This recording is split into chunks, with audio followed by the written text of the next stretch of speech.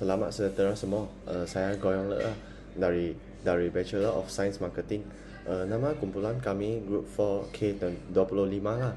Okey, grup kumpulan kami ada total 10 orang.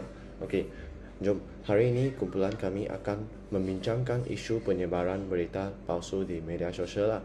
Media sosial seperti TikTok, Facebook dan Instagram membolehkan maklumat tersebar dengan cepat lah. Namun begitu, kelajuan ini juga membolehkan maklumat palsu tersebar luas. Berita palsu ialah maklumat yang tidak sahih tetapi disebarkan seolah-olah benar.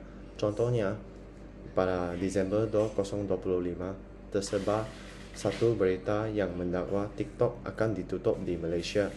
Ia menggunakan logo berita televisyen untuk nampak sahih dan viral di media sosial.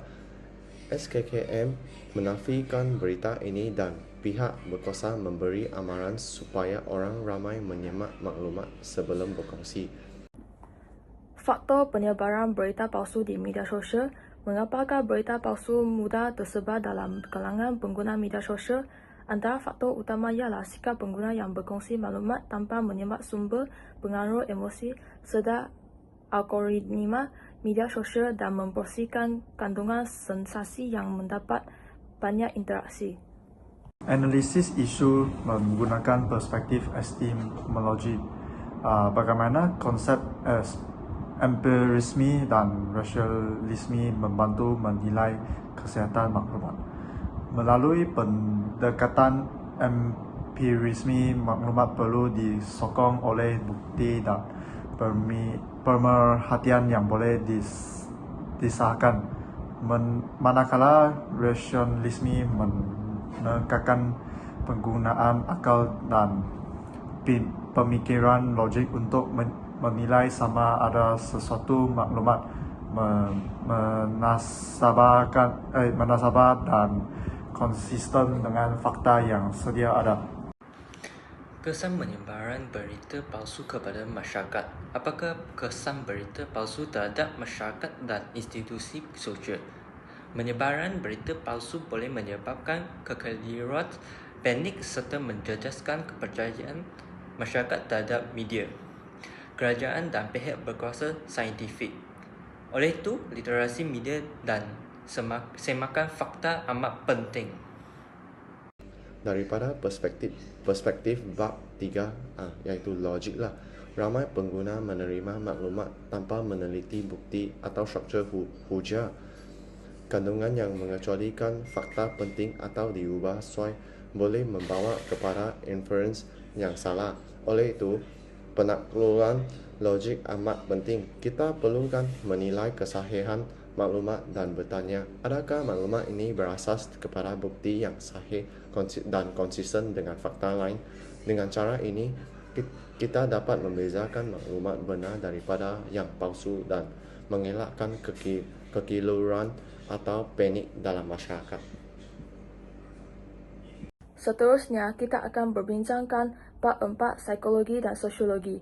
Dari perspektif psikologi dan sosiologi, proses bagaimana maklumat diperoleh dan dikongsi oleh individu dipengaruhi oleh keadaan emosi, berat sebelah persepsi serta tekanan sosial.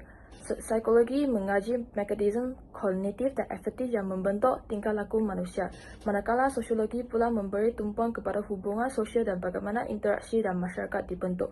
Dalam konteks berita palsu, orang ramai sering berkongsi sesuatu kandungan tanpa menyemak kesusihan maklumat tersebut. Perkara ini biasanya berlaku kerana rangsangan emosi seperti ketakutan, kemarahan atau keinginan untuk mendapatkan perhatian. Selain itu, pengaruh rakan sebaya dan tekanan untuk mengikut apa yang dilakukan oleh komuniti dalam talian juga menyebabkan penyebaran maklumat yang salah menjadi semakin cepat di media sosial.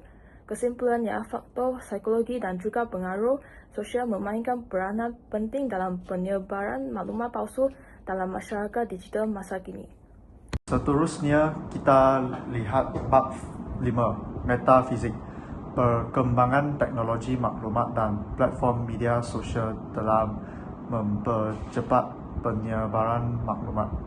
Walaupun teknologi membawa banyak faedah, ia juga memudahkan penyebaran maklumat palsu dengan cepat. Dalam konteks metafizik, pengguna perlu berinteraksi dengan teknologi secara bertanggungjawab dan beretika.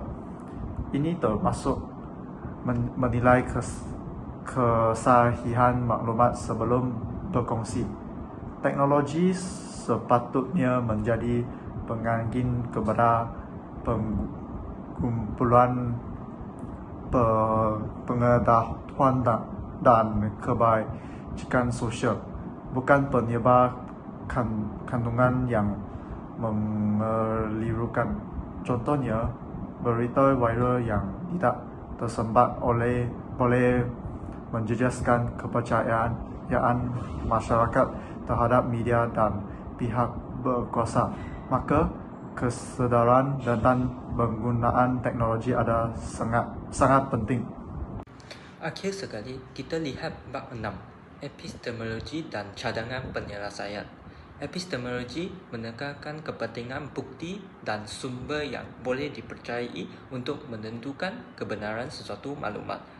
Dalam era digital, pengguna media sosial perlu menilai maklumat secara kritik dan rasional sebelum mempercayai atau menyebarkannya. Beberapa langkah penting termasuk semak kredibiliti sumber sebelum berkongsi, gunakan logik dan bukti untuk menilai kesahihan berita. Pendidikan literasi digital dan kempen kesedaran awam dapat melatih pengguna menjadi lebih bijak dan bertanggungjawab. Kesimpulannya, penyebaran berita palsu boleh dikurangkan melalui usaha kolektif, logik yang baik, dan penilaian kritis. Dengan cara ini, kita boleh membentuk masyarakat digital yang lebih bermaklumat, rasional dan beretika. Ingat, setiap individu mempunyai tanggungjawab. Sebelum berkongsi maklumat, tanya diri sendiri.